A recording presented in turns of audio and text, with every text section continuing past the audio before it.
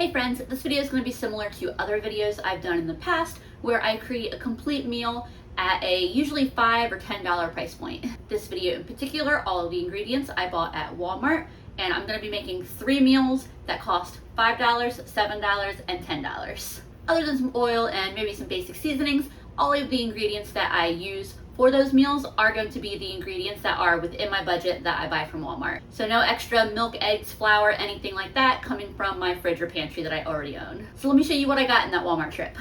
Here are the ingredients for my $5 dish. I'll be making a chili cornbread casserole. So to make my chili, I got a can of hot chili beans for 92 cents, a can of chili starter for 88 cents, and a can of tomato sauce for 96. And I just realized the bottom of the can is pretty gross looking. I looked closely and I don't think it is, like, it's not affecting this can at all. It hasn't, I don't think it's old enough for it to have rusted through the can. It's just weird because both cans of tomato sauce I picked out of the same box because I got another can of tomato sauce for another of the meals, and that one was not all rusted. I mean, I'm guessing maybe even in the factory, tomato sauce got on the bottom of the can and that little bit of acidity from the tomatoes started rusting the can, but the can still seems to be in good condition. It's a newer can, so I'm not gonna stress about it because I'm using them up, but I wouldn't put this in my cabinet for like long-term storage or anything. I also got 2 jalapenos for 30 cents.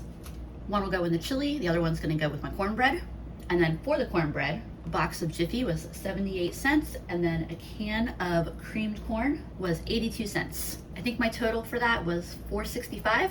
I had really wanted to get an onion as well, but I couldn't find an onion that was small enough, even only getting the one smaller jalapeno. I just couldn't find one that was small enough. So I had gone back and grabbed the second larger jalapeno instead, and still had a little bit left over. And hopefully all of the seasonings in the hot chili beans and the starter will create a really flavorful chili, even though it's just a few cans, and turn into a really good meal. I wasn't sure what I wanted to cook this in, by the way, which is why I had grabbed out this dish, but I actually think I'm gonna use this as an opportunity to make the whole thing in my little heart-shaped enamel cast iron. I just turn the heat on, just put a little bit of oil in the bottom of my pan. I'll get this jalapeno chopped up real quick. I'm using the larger one for in the chili. For the jalapeno, I just am giving it a quick, I don't know if this would really be considered a dice, but cut it into pieces like that big and immediately adding it to my pot. I'm not really worried about like sauteing my jalapenos for any extended length of time. I'm just getting them started while I get all my cans open and ready to go. So my pot is nice and hot now. I just let my jalapenos cook in there for a couple minutes. And this is a situation like I'm doing this as a self-contained meal where the ingredients I bought for this meal are all that's going in it. However, if you've got an onion, this would be a great point to add an onion. If you got a couple fresh tomatoes, throw a couple fresh tomatoes in. I'm making these as what's in the budget is what goes in the meal, but like obviously feel free to use these as ideas for a jumping point to make a meal in whatever way works best for you. So I'm gonna add in the beans first here because they're the least likely to spit at me. Obviously I'm not rinsing them because the whole point of getting the beans in a sauce is all that flavoring that I'm getting. Also adding in the chili starter, and my can opener does not like these Walmart cans. You know, I am thinking I probably could have gotten away with getting a frozen bag of corn. See me just blitz regular corn up to make it into creamed corn. I don't know, I'll look that up because then I could put some of the corn in the chili as well. I had enough of a budget, I could have gotten away with getting a bag of frozen corn. Frozen corn's a little bit pricier than the can, but I had that extra like 30 cents or whatever I would need. Put just a little bit of water in this can, switched it around and dumped it into this can, and then just to kind of get the extra sauce out of both cans. Honestly, this filled my pot a little more than I thought it would. We'll see if I can, oops. See, that's what I was saying about my can opener. I didn't like those cans. Besides not cutting into the metal cleanly and having to like go back because it was leaving parts connected, also got all this, it just like tore apart the paper on the side of the can. Yeah, I think I'll still have room for my cornbread and to put this in the oven. but I'll probably be cutting it a little bit closer than I thought I was going to. But I'm going to put a lid on this and let this get hot and cook together for a few minutes, and then I will taste it, decide if I want to add any additional seasonings, and then I'll probably start my oven, preheating my oven then, and let it cook and all those flavors like meld together and build, and a little bit of the tinniness of all the canned tomatoes cook out while my oven preheats. This has been bubbling away for a few minutes. I just gave it a stir and turned the heat down because it's bubbling a little aggressively there, but I'll give it a quick taste. And I started my oven preheating to 400. That's actually pretty good. It's a little cumin forward, which if that's how you like your chili, then this would be perfect. It's not my favorite, but I don't dislike it either. I do think I want to add a little garlic and onion powder, but like I said, I just turned the heat down, so I'm gonna let it not be boiling so aggressively at me. In the meantime, I'm gonna get my cornbread mixture together real quick. For this jalapeno, I'm just gonna cut it into slices, little rounds. This one's not particularly seedy, but if you're like, that's too seedy for me, just take out the bits that have a lot of seeds in them. And that'll cut down on the heat a good bit. This is another part of that dish where you just adjust it depending on what you have. Adding my cornbread dry mix to a bowl and adding my creamed corn, but if you've got an egg or two, I would add that. If you've got milk, you can use that in place of, or some milk in addition to the creamed corn. If you've got some cheese to shred up, that would also be nice and delicious. I'm gonna add a little garlic powder and make my cornbread a little garlicky. If I had milk, I think the move I would do is use milk as my liquid and then add some non-creamed corn in. But when I make cornbread this way, I'm just using the creamed corn as my liquid for the cornbread. And I think this is probably a small enough amount that I'll get away with using that heart-shaped pot that is quite full. All right, this is still simmering, but in a way that's slightly less apocalyptic. I'm gonna add a little bit of onion powder and a little bit of garlic powder. And what the heck, let's throw a little bit of Italian seasoning in there, not too much. Get that mixed in really well. We'll get my cornbread mixture on top of this. And then as soon as that cornbread mixture is baked, we'll eat it. Man, I hope there's enough room. I'm gonna be cutting it close. I just didn't think that those 3 cans was gonna make quite this much chili. And I was thinking, if I was going to redo this, instead of the can of tomato sauce, I think I would swap that out with either fresh tomatoes or just a can of regular diced tomatoes. Because the chili starter said that it was crushed and diced tomatoes, but it's a little closer to the sauce than I was expecting it to be. Yeah, I like that. So I'm just gonna turn the heat completely off of this. And let's see if I can get my cornbread mixture kind of gently spread on top.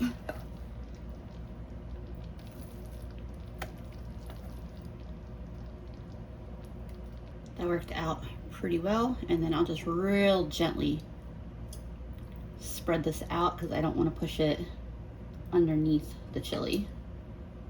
And then as soon as I've got that how I want it, I'm taking my jalapeno slices and I'm pushing them into the cornbread. I was debating about whether I was going to need to put a sheet pan underneath this, but I think it'll be okay. I'm just going to bake this in my 400-degree oven until that cornbread is fully cooked, probably like 20-25 minutes.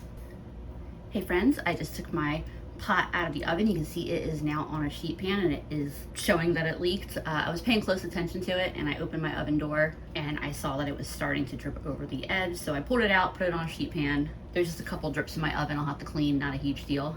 If I was using a bigger pot, sheet pan wouldn't have been necessary, but honestly, I thought that this was gonna be plenty of room with the amount of ingredients I got. I will say though, I think this looks, minus the drippage, I think this looks pretty cute in this pot. I'm gonna let it cool for like 5 minutes before I get a bowl of it, but I am looking forward to eating this. All right, it's time for me to dig into this and get myself a bowl. Ooh, that's a heftier chunk of cornbread than I thought. Might have to put just a little bit of that back. There we go. I'm pretty excited about this bowl. Once again, this is one of those things. Add the toppings that you like if you got them. If you got shredded cheese, sour cream, whatever you like on top of your chili. That is really, really great. I'm very, very happy with this. Before I start on tonight's dinner, I've got a couple errands I gotta go run, which means I'll be opening up my Upside app. Upside is not just a sponsor of today's video, but a regular part of my routine that I've been using for years. Upside is a completely free app that gets you cash back on gas, groceries, and dining. All you have to do is open the app, claim an offer, and pay with your regular card.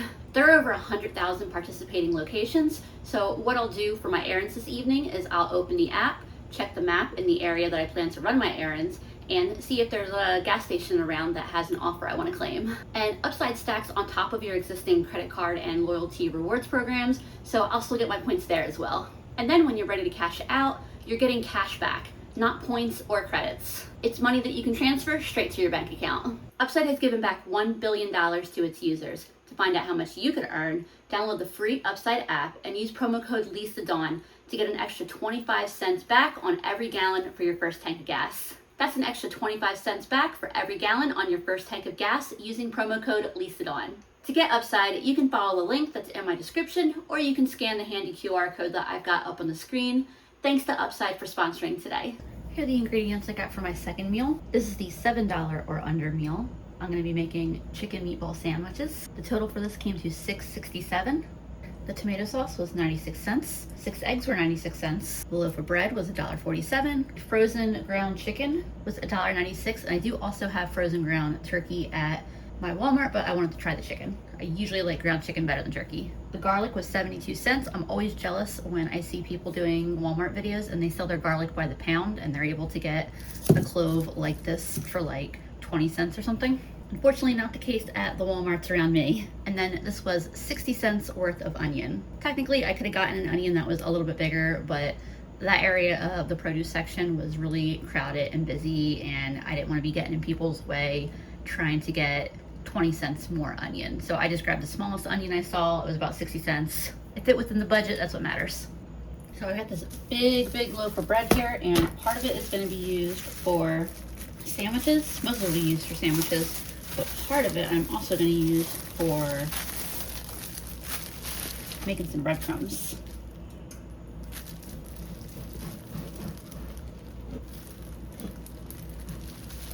It's probably plenty to make breadcrumbs with. It's a soft bread, smells good too. And then that's definitely plenty for sandwiches for us. And I'm gonna start cutting this into thin slices. You know, I thought about putting these in the oven, but the last time I did that, they didn't toast as evenly as I wanted. So I'm gonna actually just pull my toaster out and toast these. That was actually really quick, and it is well toasted bread here. I was gonna start on the rest of the meatball mixture while this toasted, but it went so fast I just didn't get around to it. So I got my chicken in a bowl here. I let it thaw overnight. I gotta wipe down the side of my coffee maker, but at least that didn't squirt at me. The best way to deal with these tubes, honestly, is to open them while they're still frozen and put them in a different bowl and then let them thaw outside of the tube in a bowl in the fridge, because there's a lot of like, it's the best way to get all the chicken out or whatever meat you're doing.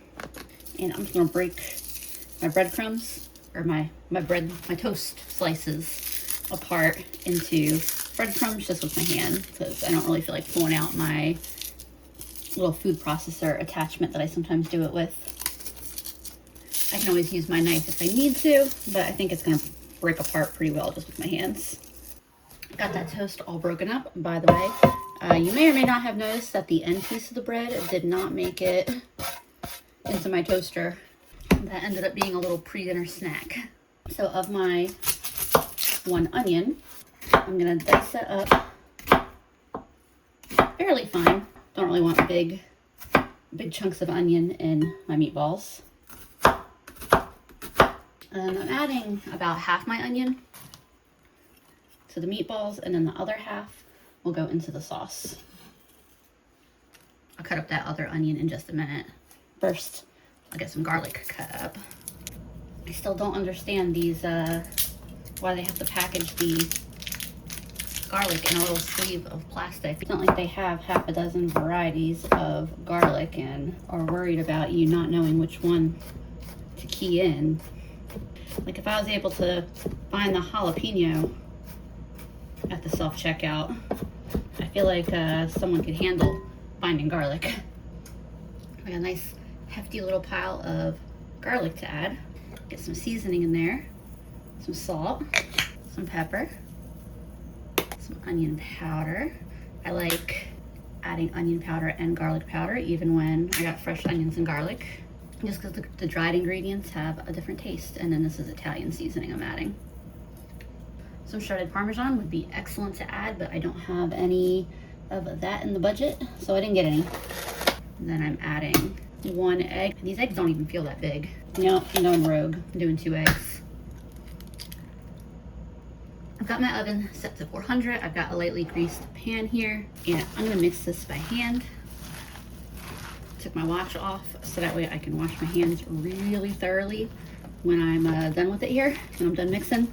All right, hopefully I didn't make this batter too wet with the lack of parm and adding in that extra egg. We'll see. But I'm gonna shape these into some meatballs and put them on my tray. And honestly, like, if they flatten out a little bit, that's okay. I just don't want them to completely break apart.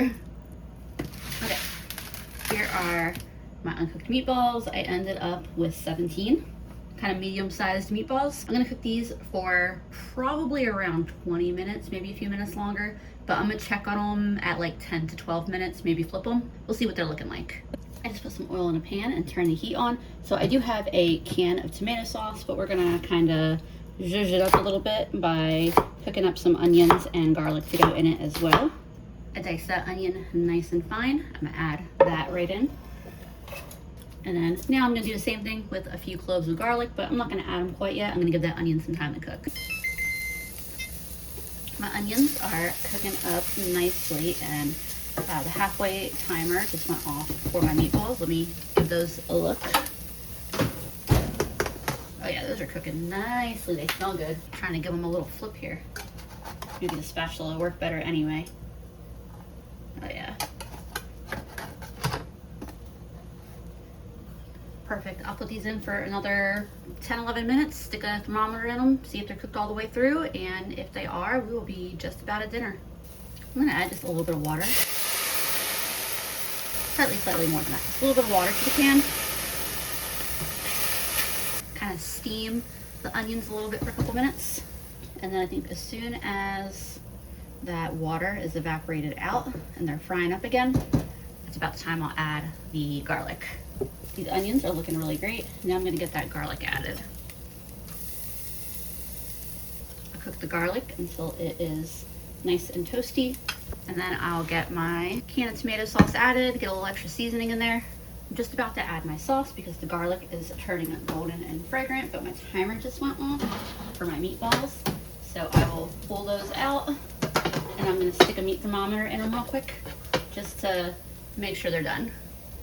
They're fully cooked all the way through, so we are good to go there. I'm gonna add my sauce. I got this at a pretty low temp.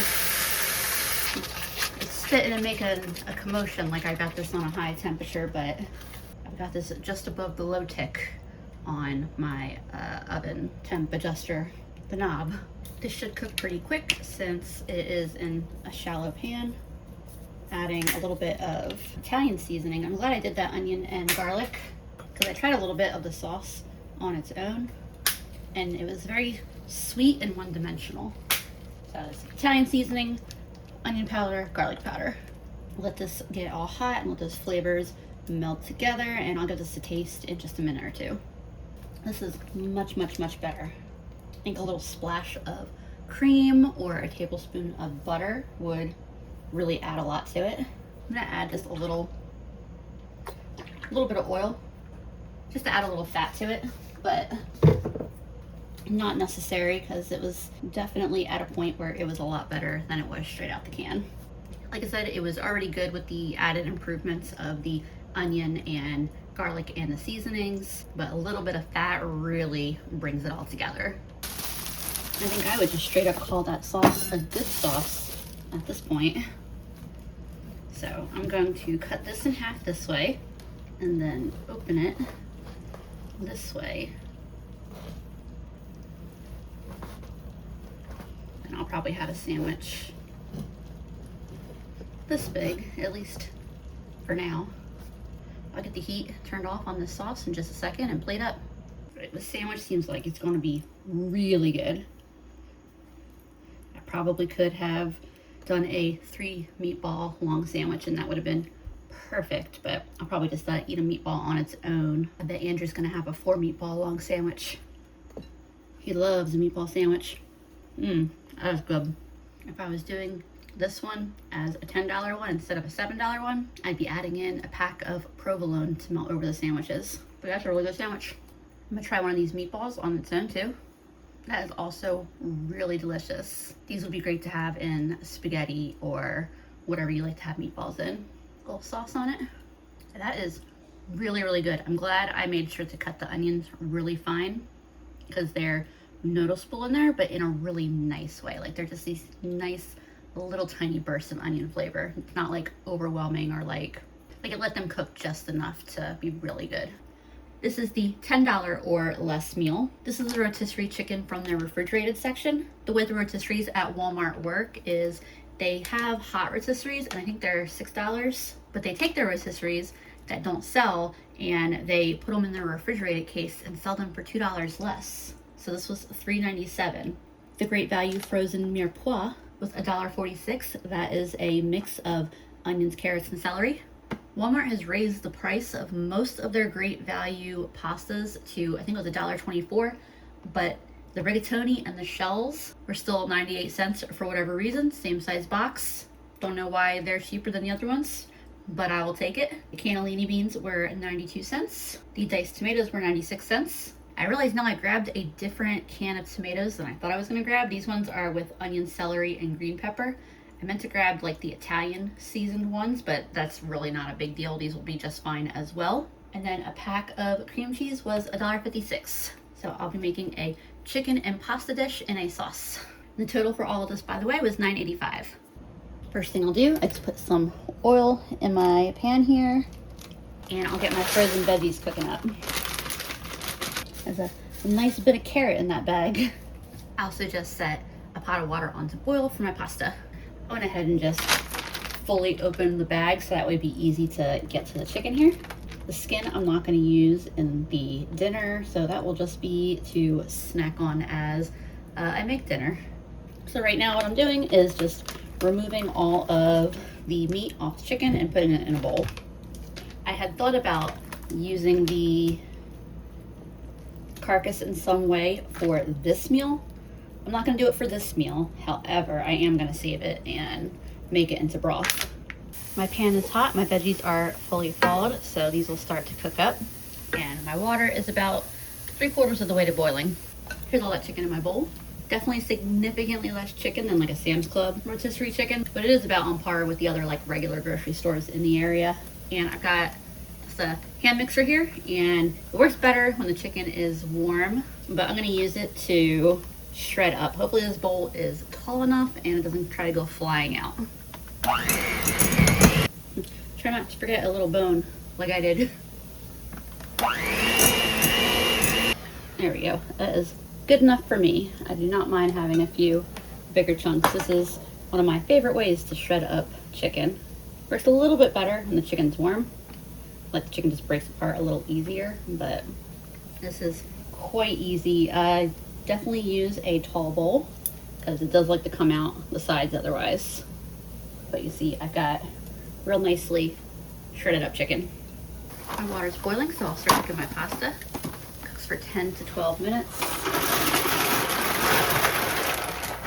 And I'm not going to do quite the whole box. I actually think I need to do slightly less than that, but no taking it out once it's in there, right?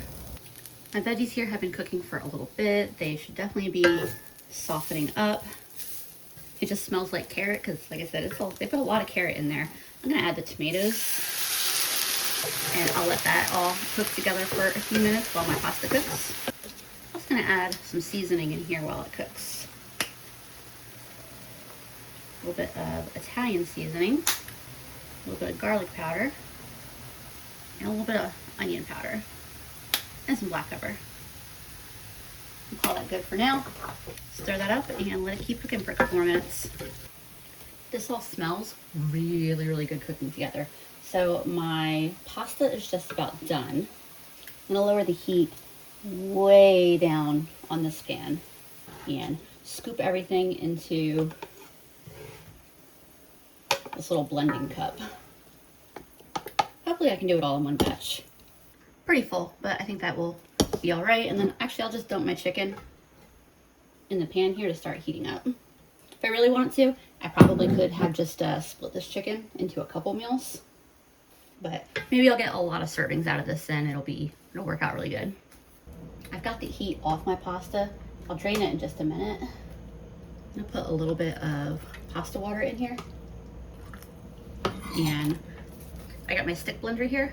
You could also do this in a regular blender or in a food processor. Just remember to always be careful when blending hot liquids, especially in a blender, because it creates pressure when it's in a closed container. This should be okay since it's an open container and that steam can be released and won't create that pressure that makes it explode. I added a little bit more pasta water to get its blend as smooth as I want it to, but now I got a nice thick tomatoey sauce here. I'm sure it is very much in need of salt. Before I add any, I just want to give it a little taste to see what I'm working with here. It's surprisingly a little spicy. It needs salt, needs to be thinned out a little more, and ideally needs to be a bit creamier, but we'll work on that here in just a sec. I've also got my can of cannellini beans here. Usually I just put my stick blender in the can and blend these right in the can, but since I've already got this dirty anyway, you might as well add them straight into there and blend them in there. I did not rinse them. That's you definitely could. Keeping the bean liquid will act as a nice thickener, but there are definitely reasons why people prefer not to have the bean liquid. For some people it's easier to digest. Some people just are icked out by it. No worries, just know you can consume the liquid. And I'll add a bit of pasta water in there too. And then blend this up as well. All right, the bean smoothie, if you think it looks unappetizing, that's fair, especially with as much pasta water as I added into it. It'll look a lot better when this is all mixed in and this is a finished sauce. I've just really been loving blending beans to add to sauces lately. Definitely looks a lot more appetizing once it's all mixed in. The shredded chicken definitely contributes to kind of a slop effect. No, honestly, it really looks like buffalo chicken dip right now. We add a little salt to this.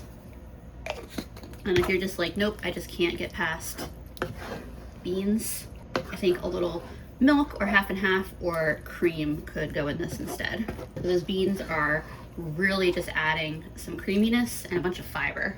I just tasted it. Honestly, it doesn't taste that far at this point from buffalo chicken dip. Needs a little Frank's and then some cream cheese. I'm not adding any Frank's, but I am adding cream cheese, or at least I'm attempting to. This was how it opened up on me. There we go. I don't make a ton of sauces with cream cheese, not because I don't like them. In fact, I actually really love them. But I usually just stick with making sauces with some milk or half and half and a little bit of cheese added in. So it's like 3.5 ounces of cream cheese there. I'll add a little bit more if I need to. A little bit more pasta water, and I'm going to turn this up just a little bit so we can get that cream cheese melted in. And I'll add a little bit more if I need to. I was only originally planning to use like 3 ounces or so, but I have just so much more than I was kind of anticipating that I won't feel bad adding more, because it's going to be more than like 3 or 4 servings. I just tasted this and the cream cheese really does bring it all together. It really, I could seriously grab a bag of tortilla chips and eat this. I'm going to add just a little bit more cream cheese, like I said, only because this is making so many servings. I try to keep the cream cheese to no more than 1 serving of cream cheese per 1 serving of the dish. So I could definitely add a little bit more. As soon as this is melted in, I'll add the pasta. All right, this tastes really, really good. If you've had any tomato sauce where you've added some cream to it, that's pretty much the flavor kind of profile that we've got going on here. In retrospect, I might have skipped shredding the chicken just because it would give the whole thing a little more, I don't know, structure is the word that I want to use for whatever reason. Like if I had cubed the chicken up instead, maybe that was the misstep. All right, so what I'm gonna do, because this is so full and I'm not gonna be able to get that pasta in here, since I've got lots of room in the pot, and with the pasta, I'm gonna add it to the pot instead. And hopefully this all just looks a little more appetizing when it's got a bunch of pasta mixed in, because kind of like I said, where, you know, if I had left the chicken in chunks, like it just would give a little more texture to the whole thing. All right, I'll get this in the bowl and we'll see if we think it looks a little more visually appetizing. I was thinking another thing that this would have been really, really good for is, instead of doing pasta, grab a pack of tortillas and put some of this as filling in the tortillas and roll them up and bake them. That would have been really, really good, like a cheesy chicken baked flauta or something. This is really good. The other thing I'm thinking is I definitely think I could have used less of that chicken in this dinner. There's definitely a lot of chicken. This is gonna be a very filling bowl. Here's our leftovers, quite a bit. So my mom and Andrew really liked it. I was the only one who really had any criticism of it. I think it was probably largely because I had a specific outcome that I didn't reach. Like I had a vision of what I thought it was going to be and I didn't hit it, versus they had no expectations, so they just liked it for what it was. Like I said, I still enjoyed it. It just wasn't what I was going for. There were a ton of leftovers left of the shredded chicken pasta dish, and I just wanted to show you how me and Andrew have been enjoying it. So all this is some of those leftovers, and then heated up in 1 cup of water with some chicken bouillon. And this makes a really good soup. Honestly, as much as my mom and Andrew liked the OG dish that I made, I think this is what it was meant to be. This is so creamy and flavorful and good. So those were my 3 meals. I really enjoyed all of them, but I think my favorite probably was the $7 chicken meatball sandwich meal. Those chicken meatballs just came out so good for as simple as they were. I am definitely already thinking about making them again in the future. I do want to acknowledge real quick, I was doing complete meals at a very specific price point without using any additional ingredients. And even though I bought all of the ingredients together, I was creating the meals as if they were these distinct $5, $7, and $10 budgets. Where something like that might be relevant in real life is where, you know, for whatever reason, you've just got $5 or $10 to get you through until you're paid tomorrow or something like that. But the more broad scale, practical way to looking at the meals that I made is that if I had that $5, $7, and $10, a $22 budget, I could have shared ingredients between those meals and made all 3 meals just a little bit more exciting. For example, I could have used eggs or cream cheese in my cornbread. I could have just gotten a large can of tomato sauce instead of a couple of the smaller cans. Like, it just would have opened up some more options. It's not entirely relevant to what I was accomplishing in this video, but it is just a part of the broader conversation of saving money in the kitchen and using your grocery budget the most effectively. I hope you all enjoyed this style of video. I don't go out to Walmart too much, only because it's actually a little more inconvenient, further, and more expensive than some of the other stores that are closer that I have access to. But I know that Walmart is what a lot of people have the easiest access to, and I've heard a lot of requests for Walmart videos, so I wanted to do a little bit of that kind of content. Thanks for hanging out with me while I made some really delicious meals, and I will see y'all again soon.